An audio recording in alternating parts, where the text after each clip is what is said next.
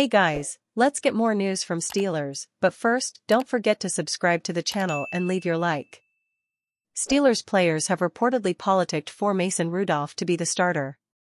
Another day, another chapter in the 2024 Pittsburgh Steelers quarterback saga. On Saturday, February 17, Jerry Dulac of the Pittsburgh Post-Gazette reported that the Steelers are looking toward either Kenny Pickett or Mason Rudolph as the 2024 starter rather than seeking outside candidates. In that same report, Dulac reported that some Steelers players were making it known they want Rudolph. His teammates like him, several have politicked for him, and another indicated there is enough of a question as to who should be the starter that the coaching staff needs to figure it out in a hurry, Dulac said of Rudolph. While no players were named, it can be assumed that one of those players in favor of Rudolph was wide receiver Deontay Johnson, who outright said he hopes Rudolph gets the job next season after the team's playoff loss to the Buffalo Bills. We won't know Rudolph's future until the legal tampering period begins on March 11, when teams can officially begin their negotiations with free agents. That said, it's apparent that there will be several upset players in the Steelers' locker room if Rudolph gets shown the door. Brett Mason Rudolph III, born July 17, 1995, is an American football quarterback for the Pittsburgh Steelers of the National Football League, NFL. He played college football at Oklahoma State, where he was a 3-year starter and won the Johnny Unitas Golden Arm Award during his last year. He was selected by the Steelers in the third round of the 2018 NFL Draft. Rudolph was named after his father and grandfather. He is not related to the former golfer Mason Rudolph. He attended Westminster Catawba Christian School before transferring to Northwestern High School in Rock Hill, South Carolina. During his career, he passed for 10,986 yards and 132 passing touchdowns. During his senior season, he accounted for 80 total touchdowns and threw for 4,400 yards as he led the Trojans to a 15-0 record for a state championship and number 7 national ranking. He played in the annual Shrine Bowl All-Star Game and was named the offensive MVP as he led South Carolina on a game-winning drive in the final 20 seconds.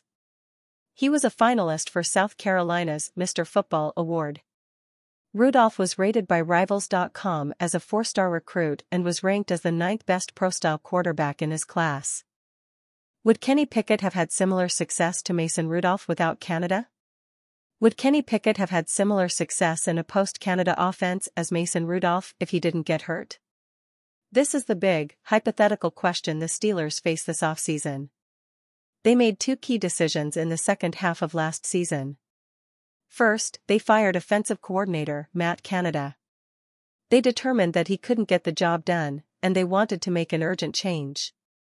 Then they benched Mitch Trubisky in favor of Mason Rudolph after Kenny Pickett went down. By then, the offense had almost a month to adjust, with Eddie Faulkner and Mike Sullivan leading the way.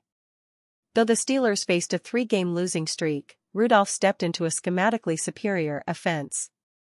Rudolph has strengths and experiences that Pickett doesn't have and lacks certain weaknesses.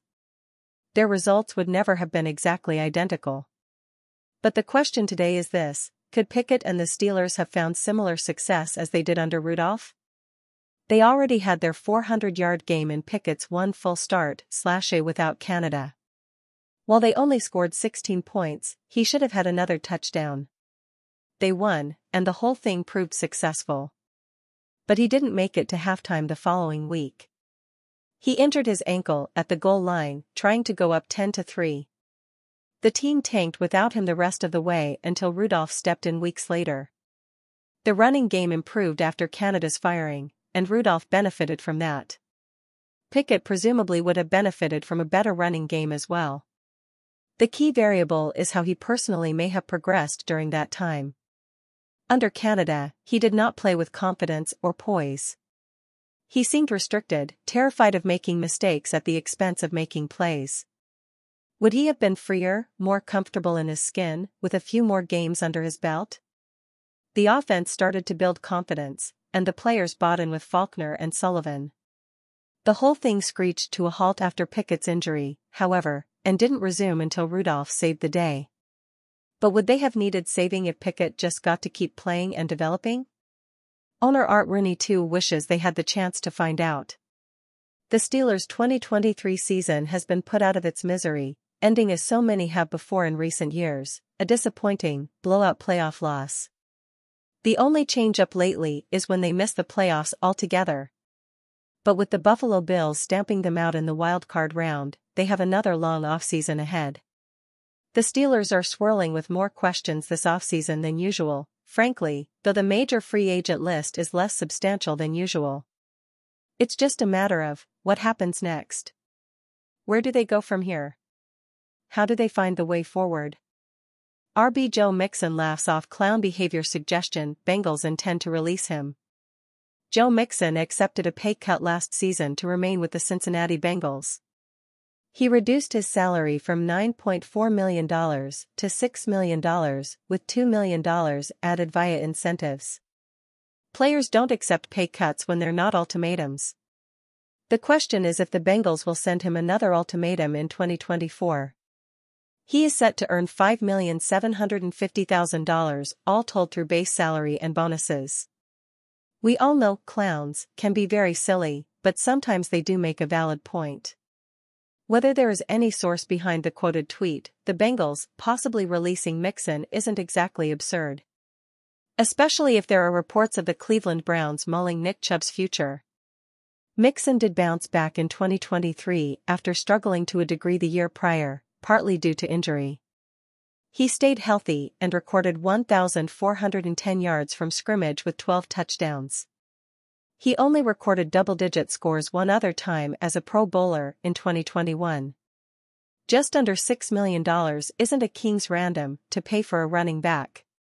The Bengals also aren't exactly spoiled for choice without him. Nobody else on the team rushed for even 200 yards in 2023.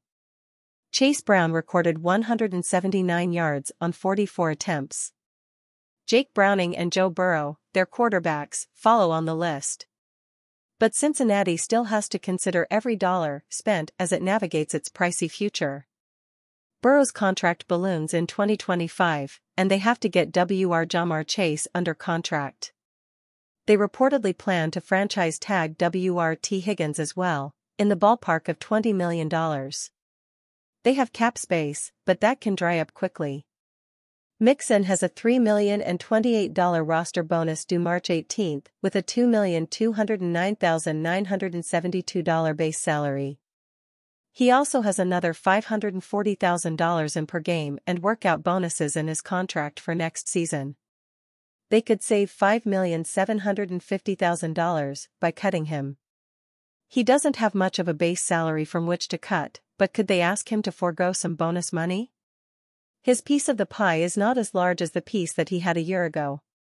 The Bengals do like Brown, whom they drafted in the 5th round a year ago, even if he played sparsely.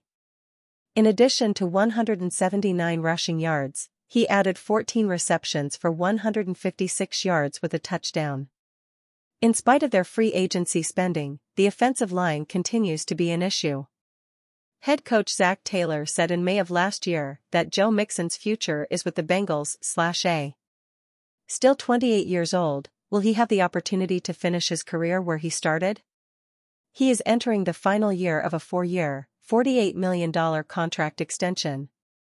And you fan, what do you think of the Joe Mixon situation? Leave your opinion in the comments.